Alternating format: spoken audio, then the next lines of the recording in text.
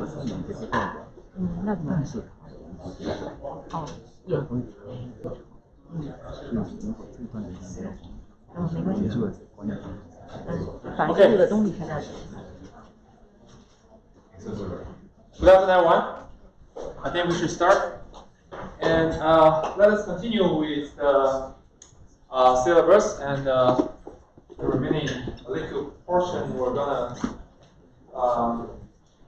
go through it, and then we'll take a look at the course web page, because the course web page contains more detailed information, especially like course projects and also where can you download the uploaded lectures, and where's the link to the lecture videos.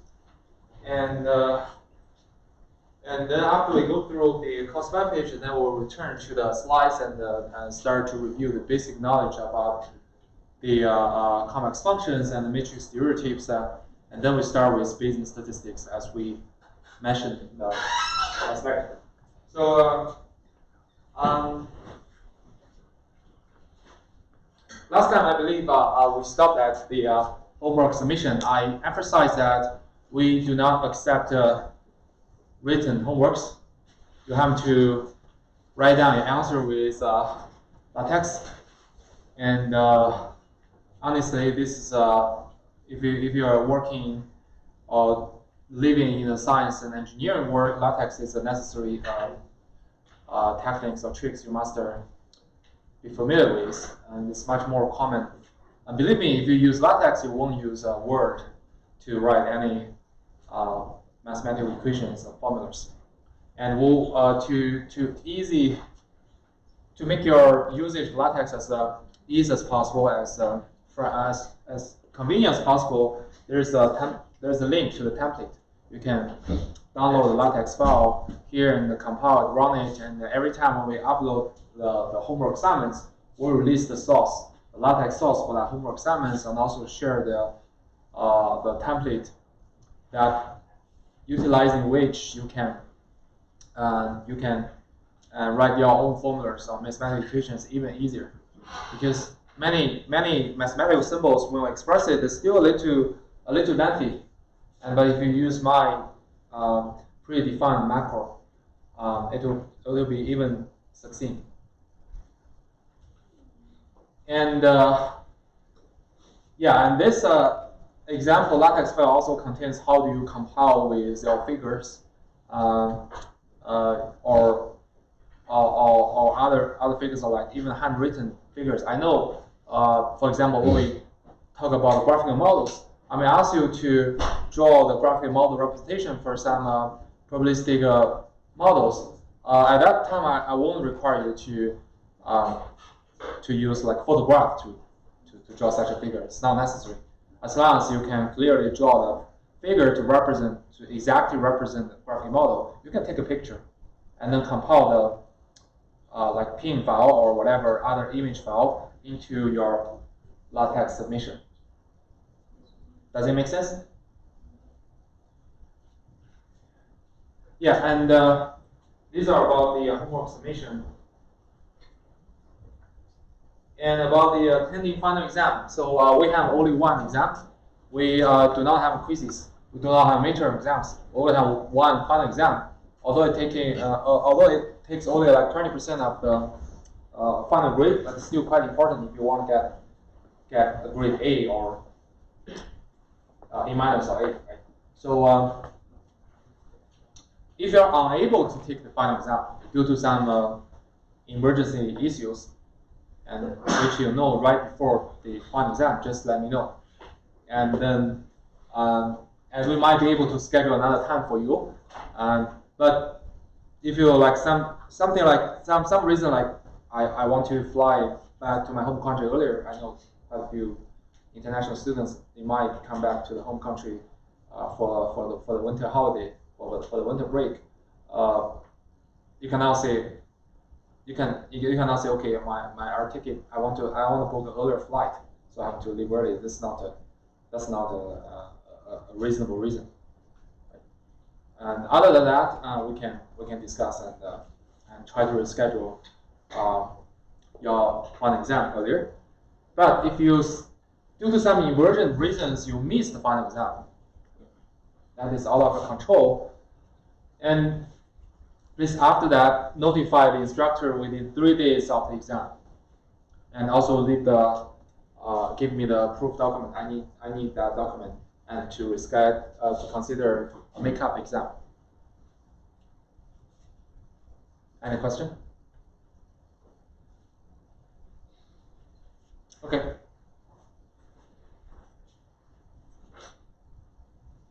And then the academic policy. So this is so it's just some official statement. The course follows School of Computing policy and guidelines, and I think you guys have already learned that from the orientation, right? So there's some guidelines, and read it carefully. And all the registered students are required to sign this acknowledge form. The link is acknowledge form, and turn it into the department office before any homework is graded. Just routine things. So we definitely do not allow cheating. So if a student is caught cheating on the homework or test, they will receive a failing grade for the course. And what is cheating? What is plagiarism? Here is the definition in the university policy. So here's the link. And collaboration policy. So we definitely encourage collaborations. So you are free to discuss, offline, how to solve homework problems analytically, or programming tasks, how to solve them, and what's your ideas. That's fine, but never post possible solutions to cameras. That's not allowed. The reason why? The reason is that I want you to involve in the discussion. So if you just post one possible solution to the post, someone who never try to brainstorm or discuss with you, they can copy or plagiarize your ideas. That's not allowed. But in offline, for example, you can form a discussion group. You can make a phone call, whatever you want, and you make a discussion. You two or you three kind of work out some ideas. That's more than welcome. And but the important thing is that you can discuss the idea. You can work out some solutions, but you have to write down your solution by yourself. You cannot copy others and leave an excuse that we have discussed before and we agree with this solution. That's not allowed. So you need to convert the solutions you have discussed with others into your own writings or implementations. So if you expect that, because you are collaborating with other students and your answers will look strikingly similar, in case that we misunderstand this kind of plagiarism, cheating, you can put some explanation in front of your homework. You can just say, okay, I collaborated or discussed with Bob or whatever, and then we deeply calculated how do we discuss, and you give me some kind of explanation. Otherwise, if you two have exact same sentences and exact same symbols, that's very highly likely to be considered as plagiarism.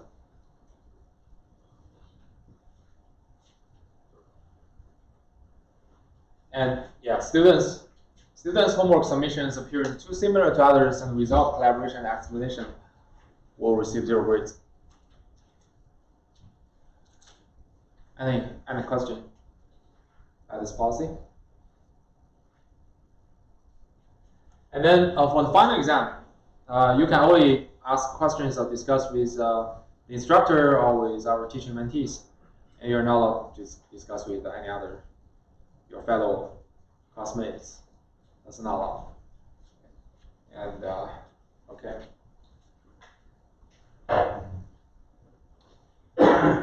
And if you are physically challenging in whatever aspects, do not hesitate and contact me as early as possible. And I will coordinate with the CDS center and try to help you in both facilities or assignments or whatever. And finally, the safety issue. So safety is always the most important thing. So our school values the safety of all campus community members. It's very important. So if you feel or if you find some suspicious activities, or you want to request some courtesy escort, you can call the campus police at this number. And also, I believe that as long as you register in a semester, you will receive important emergency alerts, safety messages from time to time. And if you want more information regarding safety or view available training resources, including videos, you can visit this website. I believe they built up this website quite recently. Any questions so far?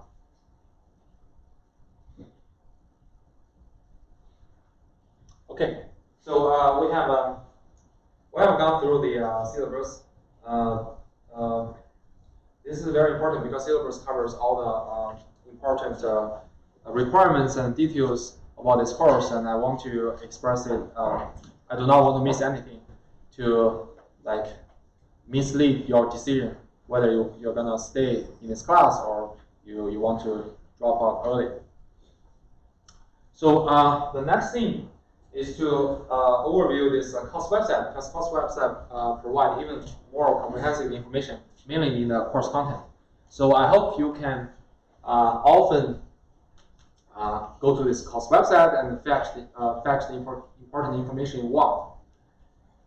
So this is the main page of this course website, and you see there's a few tabs here, so you can click here, into different pages, and whenever you want to go back, you just click home again. You go back to this homepage, and if you want to exit to the instructor's homepage, you just click here. It's me, and then if you want to re-enter the course webpage, you can see that there is a teaching section here. So this is item, the first item, CS6190, probabilistic modeling, and just click into it. So we'll go back, and here is schedule, and my office, and my email address, and the list of 2 teaching mentees, and here are their email addresses. Of course, in the website, I cannot directly give the accurate email address, otherwise they will receive a lot of spam emails. And office hours, those are exactly the same as syllabus. And this is a link to the syllabus. And overview and grading and late policy, those are all consistent with the syllabus. So now let us go to the information page. So the information page provides actual references and resources for this course, which might be useful for you. Of course, these are prerequisites consistent with the syllabus and course policies, and collaboration, cheating, honor code, and I think the important thing are following. So textbooks. So the designated reference books is a PRML book, pattern recognition machine learning. You can download for free from the internet. I've never seen some student. So does the paper reproduction, does that have to be a recent paper, or it could be like classical? Yeah, could be. This is not like a reading project, but you have to implement. You have to write the code. Any other question? Okay, and theoretical project. That's a rare case because I never see a student tell me that he wants to do some theory. But if you want to do, you're more than welcome. If you want to prove something fundamentally to advance the probabilistic learning, that's very cool. And algorithm project, for example, I feel like this learning algorithm is not scalable to large data, and I want to scale it up and develop a new distributed stochastic optimization algorithm or asynchronous optimization algorithm on whatever servers. Feel free to do that. And your own research. Many of you are doing research projects, right? So if your advisor asks you to try machine learning, So why not take it into this class? And in general, choose topics that you feel exciting and convince me that topics is important and interesting. And the experimental evaluations should be rigorous. Do not like random pick up data and just run 2 experiments and tell me, okay, I get 2 numbers. That's it. That's not sufficient. You just consider you are doing some paper. You want to publish, say in good conferences. Then what kind of experiments you want to conduct? And of course, if you want to do like theoretical results, then you are not required to do the experimental evaluation. And then reading components, the solution experiments will be combined together to have like 40 points. So here are several detailed examples. For example, the Kaggle computation tasks. So those are good resources of the projects. So how many of you have heard Kaggle computation? Okay, that's good. So Kaggle computation is kind of a big data science computation platform. So when you click into it, you can see a lot of tasks. Those tasks are all about like data mining or machine learning for some particular tasks, and they will give you data. As long as you register as user, you're free to download this data. So there are like 1 million tasks, and updated every day. So you're free to choose projects here, a task here, and do whatever you want. And also you're welcome to attend their competition.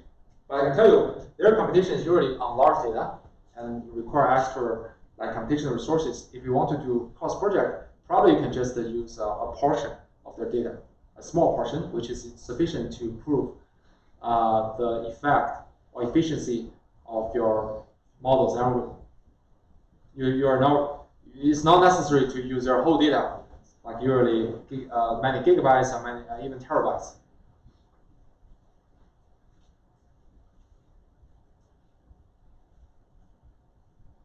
And say biology and medical study. So can we do the gene selection to which are relevant to some diseases, for example, Alzheimer's disease? And can we predict the stock markets, the price? Can we predict in the next 3 months whether the stock price will go up or go down? And recommendation, right? Giving you, there are many public recommendation data like movie lens data or Amazon data set, and you can train a machine learning model, probabilistic learning model, and then try to do the recommendation and calculate how much accuracy you can recommend users some new commodities or products. This is really important, hot in the industry. And software and security. So can you build up a classifier which can automatically identify your Android apps or some malwares or not? And sentiment analysis, giving you a piece of text, right? Published, say, posted on Stack Overchange or Twitter message. So can you classify the attitude of the author, right? Do they express the strong feelings, the strong emotions, like love it or hate it very much? So it's important. Spam emails detection. This is a classical task. So like 90 days. Yeah, 90 days will work pretty well, but you can try other methods as well. Before class meeting or What? before class meeting or Plus what? meeting, so Yeah, that's kind of tricks. We'll implement your 90 days classifiers, but I will recommend you to use more complex, more interesting approaches. Although those are all about the course information, project information. Any question? So again, if you feel like unsure what kind of projects you want to choose, either in categories you want to choose or in some specific topics. For example, if you want to do the research project and you are not sure the topic is right or not, come to me and talk to me. When should we get started on these? Because if this the first piece has to come to you by midterm. Yeah, the first piece should come to me at midterm, but at least you should form a team and consider it right now. Try to form a team right now. Yeah. That means that does not mean, okay, you should form the team and tell me tomorrow. But at least in the following 2 or 3 weeks, you need to form a team and consider it. But we haven't really learned anything yet, have we? Yeah, of course. You haven't learned something, but you have to do some planning. So you can use any machine learning approaches, not just Bayesian? No. You have to use Bayesian approaches. Not machine learning, general machine learning, just Bayesian approaches. Okay. Yeah. So we can use like deep learning or deep convolutional networks? You can use deep convolutional, but it must be Bayesian deep convolutional neural nets.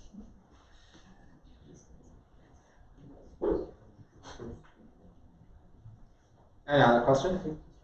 Well, if you think, okay, I want to, because I don't know too much about the Bayesian learning, purpose learning, so you can come to me and discuss the possible machine learning tools or models you want to use, and I can point to you out the Bayesian version of that. So nearly all kinds of machine learning tools has a Bayesian version, and also I can explain to you whether it is appropriate or not. Does it make sense?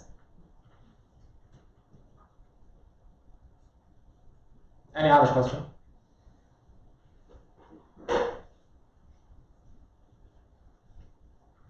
Okay. So let us go back to the slides.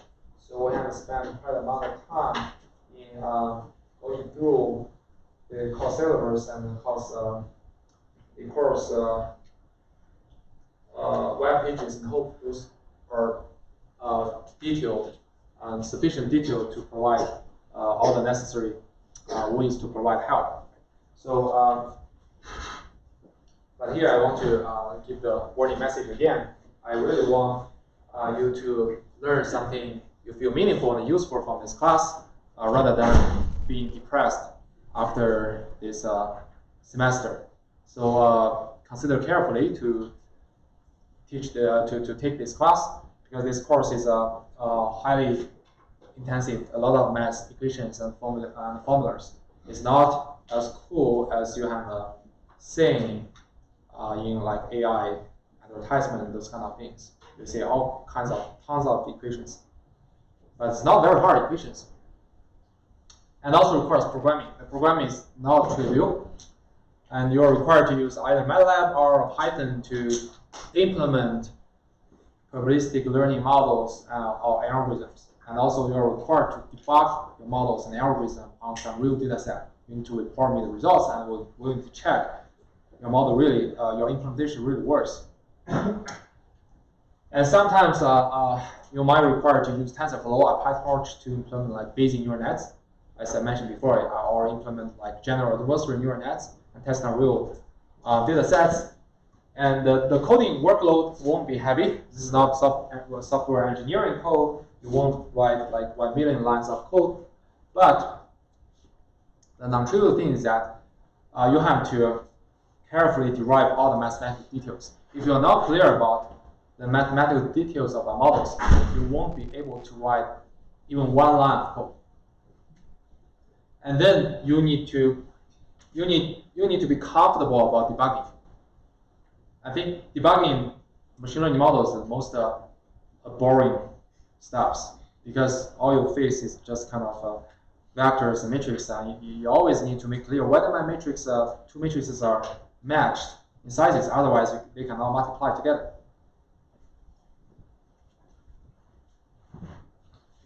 So how will you learn? Highly encourage you to take classes and follow the math, understand the models and algorithm with together with the instructor. I know some of students like to skip the classes and then watch the video and learn by themselves. Yeah, you can do that, but why not you just spend 1 hour, 1 hour and less than 1 hour and a half hours, and just concentrate on on what the instructor talks and interact with instructor necessarily, that will be most effective. Right? Otherwise, we spend 3 hours watching the videos distracted by the advertisements and also music and other, so it's less efficient, less effective. And then after the class, it does not mean like you follow what I have discussed in the class is sufficient. After class, you need to derive the math details by yourself. Only when you write down all the equations, when you got all the updates by yourself, you will truly understand. And then finish the homework assignments and deepen your understanding. That's basic, right? And implement and debug models algorithm by yourself. That's my experience. So whenever somebody tells me that he's kind of expert in some particular machine learning techniques, I'll ask him, have you implemented such kind of things by yourself? If not, I don't believe it. Only through the implementation testing on the real data set can make you understand those things. Otherwise, just superficial. And finally, do the course project to enlarge your vision and practice your capability. I want you guys to use them for meaningful things, right? for exciting things, rather than just learning. So this course focuses on the mathematical foundations, modeling and algorithm ideas in probabilistic learning. So this is not entry-level course, it's a graduate course. And we're not talking about how to use specific machine learning tools like scikit-learn. We're not talking about how to call those APIs, how to use Python to draw a figure, how to use R to draw some specific plots. That's not our topic. And we assume that if you decide to take this course, our underlying assumption is that you are not scared of math, statistics, calculus, and calculations, and you're comfortable with matrices and operations. That's very important. As you will see, I always write everything in terms of matrix and vectors. I rarely go back to scalar versions. After all, scalar is just a special case of matrix and vectors, right? And even you can quickly pick up MATLAB, Python, and R. And even if you have never used them before, assume that by reading the documentation, by searching examples in the web, you can quickly pick it up without any problem or issues on that. And you enjoy debugging, step in, step out, print, those all kinds of tricks. You feel comfortable with that, not being pissed off, not being depressed on that. And you can quickly learn how to use TensorFlow or PyTorch by following the documentation and searching for the online examples. And I will schedule tutorials about PyTorch and TensorFlow because they're really important and popular right now. Our TM will give they are experts on these two libraries, so feel free to ask. And yeah, that's. Doesn't TensorFlow and PyTorch have a lot of like non-probabilistic tools in it? Non-Bayesian. To my point of view, to my knowledge, PyTorch and TensorFlow give many implementations of neural nets. So it's very convenient to build up neural nets and to designate structures of neural nets and train it. It can also be used for probabilistic learning, but not that, the application is not that dominant. So can we really use them in this? How are we able to use them if it's not probabilistic? Is it still okay? Yeah, of course. You will see how to use TensorFlow to build up a Bayesian learning algorithm for neural nets. Are there any restrictions on any Python libraries you can use? No. Other than like when you do the homework, you can use all kinds of like matrix optimization libraries, but you cannot say I ask you to implement a Bayesian neural net and you found a third-party library just using one line of code to call it and create and train everything. That's not allowed. What about the project? Can we do that in the project? Yeah, you can do that in project. In project, you can use whatever package you found useful. But be careful, open source projects have various qualities. It's possible that you'll find some like fancy library and doesn't work at all. I have a lot of bugs. Any question?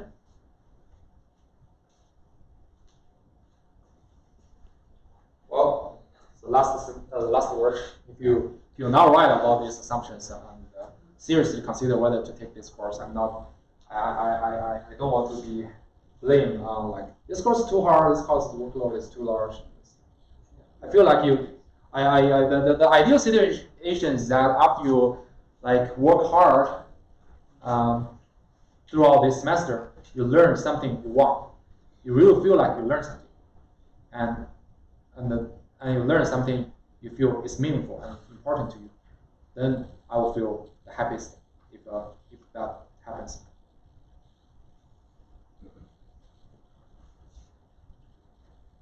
And again, the course information, the course website, and the link to the course website, and link to my homepage, those are duplicated. So now we proceed to the course mail. So, So I was wondering, do you have like examples of past projects from previous versions of this course? now yeah, this is my first time teaching this course. I have a few examples because I have taught quite a few times about machine learning, the entry level. I require them to do a course project as well. I can tell you all the course projects that can be done in machine learning course can be done here. But again, if you feel unsure about that, feel free to send me an email and schedule time and come to the office or talk to me, and I will try my best to offer you help. So let us start with some basic knowledge review. I'll mainly cover the concept of convex functions and matrix derivatives. I won't give the detailed introduction because this course is not about convex optimization. It's not about linear algebra. But I give you some necessary resources and ideas on that, and I provide you extra resources so that you can get familiar with that quickly. So first, what is the convex function? So to define a convex function, we need to know the concept of convex region, convex set. So what is convex set? So basically, for any 2 points in this set, if you draw a line between them, right, you see a segment, right? So as long as the arbitrary point on this segment still belongs to the set, and then this is the convex set. A counterexample is here. So you have 2 points here, x and y, right? And then you draw a line segment here. You see the red portion is outside this region. So this is not a convex set.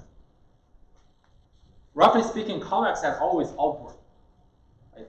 If there are some inward parts, it's not convex set. It requires that any 2 points inside this region, when you draw a line between them, the whole line segment must stay inside this convex set. So this is the definition of convex set. And then a convex function is defined on convex set. So basically, it requires a domain. The input domain of the convex function is a convex set. And then it requires that for arbitrary 2 points in the input domain, and there exists a portion between 0 and 1, such that the function evaluated at this combination of the 2 points, weighted by this portion t. This is called convex combination. Is less than or equal to the convex combination of the 2 function values with t. So see, if I first do the convex combination of the 2 points x1, x2 here, and then evaluate the function, this value must be less than or equal to, I first evaluate the function values at x1, x2, and then do the combination. So here is the graph illustration, right? So this is a typical convex function. So I have 2 points x1, x2, right? And if there exists for any portion t that belongs to 0 and 1, so their convex combination, say tx1 plus 1 minus tx2, must stay in the segment, right? It stays in between x1 and x2. So we can see the left-hand side is function evaluated at the convex combination of the input, right? So it's here. And then what is the convex combination of the function values on the 2 points? So here is the function values here, fx1. And here is the function value here, xx2, right? So if you want to find like tfx1 plus 1 minus tfx2, You just draw a line here and cut here, right? So you can say this is a convex combination of the function values evaluated at x1 and x2 respectively. So basically says, okay, if it is convex function, it must have this convex combination of function values is above the function of the convex combination of the inputs. So the black line always has to be below the origin. Exactly. Yeah.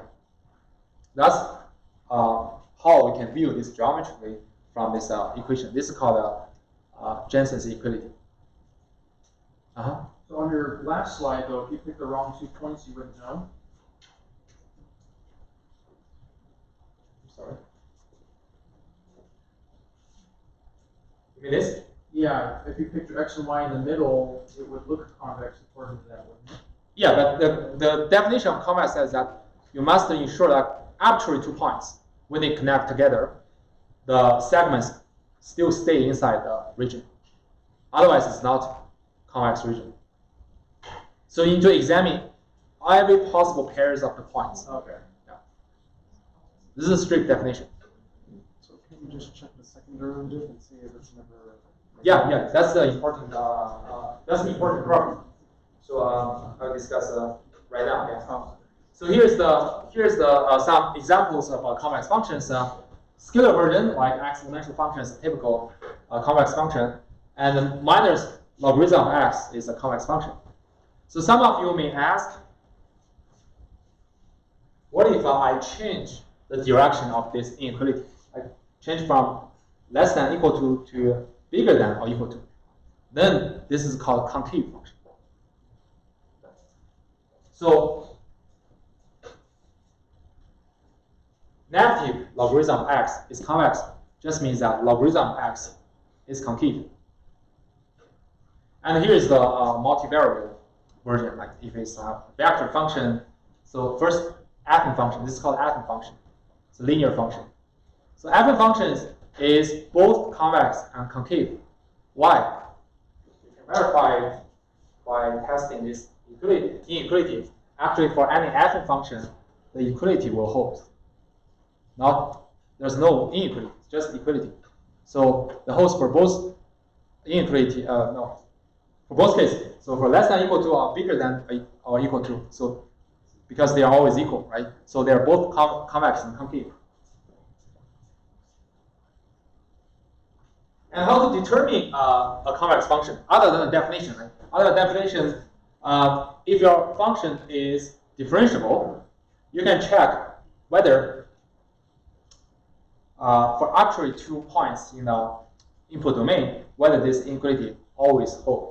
If it always holds, this is a convex function. So I want to ask, what does the right hand side mean?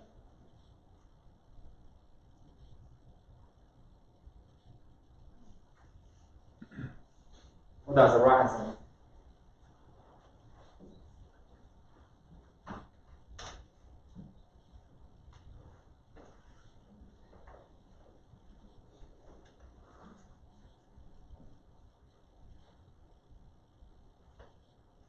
Any hint?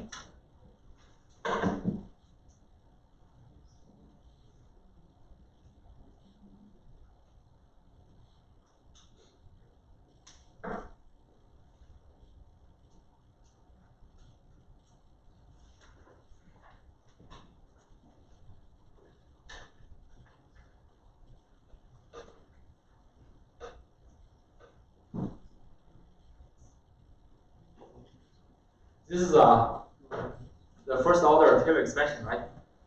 So if you expand, Chain rule, isn't it? What? Isn't that just a chain rule? it's not a chain rule. No chain.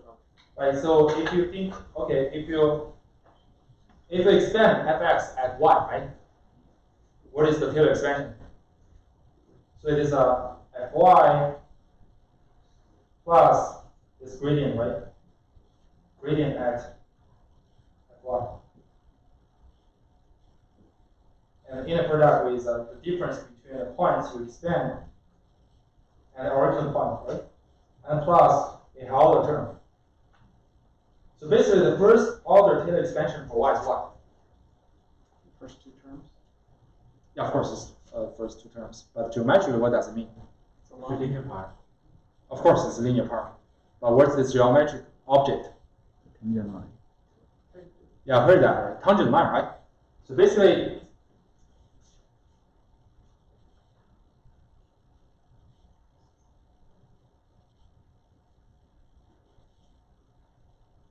so suppose this is a convex function, right? So the basis that, okay, for any x and y, sorry. So this is tangent line, right? And this is also tangent line. So it holds for any x and y. So what does it mean?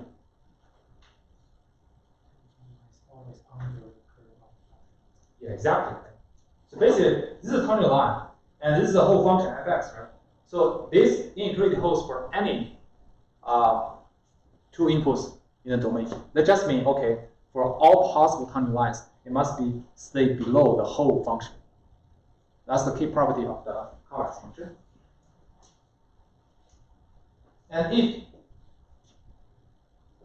your function is further like twice differentiable, and you can use this to test.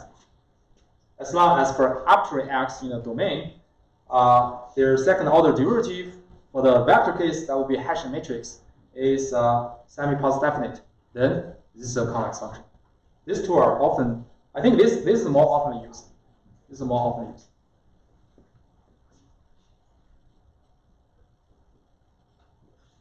And Jensen's equality. So go back to the definition. So here, you can consider that you are doing a sampling, right? You have 2 points, x1 and x2. And the probability of selecting x1 is t, right? Because t is between 0 and 1, is a valid probability. And the selecting x2 being 1 minus t. So this is actually an expectation of a binomial distribution. Right? So we can generalize to the case that suppose I have a random variable. If f is a convex function, then the convex function over the expectation of a random variable is less than or equal to the expectation of the convex function. So when you switch the function and expectation operator, you will end up with an upper bound. This is called Jensen's equality. And how more commonly used is that, okay, if I replace x by a function of x, so gx is still a random variable, right? You apply it again, the convex function expectation of some gx is less than or equal to the expectation of the convex function of some gx. So this is very, very important. It's actually the foundation of the modern Bayesian inference techniques. This is good. And another important stuff about convex function is the convex conjugate, or sometimes it's referred to as like Frenchel conjugate. So basically, for an arbitrary convex function f, there exists a duality function g. And we can express the function fx as a maximum of another function with respect to lambda. So this is another function you can consider as another function of lambda and x. So for any x, the function value of f is maximize this L function of lambda and x with respect to lambda only. And similarly, this g lambda, we call it duality function, can also be expressed as the maximum of another function, which is lambda x minus fx, and just maximize with respect to x. You get g lambda. So very famous duality, and that's also commonly used in Bayesian inference. And I can briefly give you geometric interpretation of that. So what is g lambda? G lambda essentially is the intercept of the tangent line of the convex function. So we can view it through this. So suppose this is a x and y plane, right? So you have a convex function like this. And now, for any x, suppose I choose a point x here, right? And you just draw all possible tangent lines. So you vary lambda. Lambda here is the slope, right? The slope. You just vary lambda, you end up with many different tangent lines. I mean, mark it as a U. So say you have a tangent point here, you have a tangent point here, you have a tangent point here. So those are different lambda x minus g lambda. So the question is, at this particular point x, which difference will be the smallest? So if you choose this tangent line, right? If you choose this particular lambda, the difference between lambda x and fx will be this, right? But when you vary different tangent lines, right? Like here, like here, how does this difference vary? When it reaches the smallest value. So this is the first tangent line is valued at x, right? This is the second tangent line is valued at this, right? And the third one, maybe like this, is even lower, right? But which tangent line will end up with the largest value at x? Remember, all the tangent lines belong the whole function, right? You just draw a tangent line right here, right? You just draw a tangent line right here. You get the largest value at x for this particular lambda, right? And now let us look at g lambda. So g lambda is the intercept, right? That's the corresponding intercept. That's geometric view. And well, I guess we should stop here. Yeah, let us stop here. I will continue to give some brief geometric interpretation for this conjugate, and then we'll proceed on Monday. Are you going to put these slides on the website? Yeah. How are we going to use this information?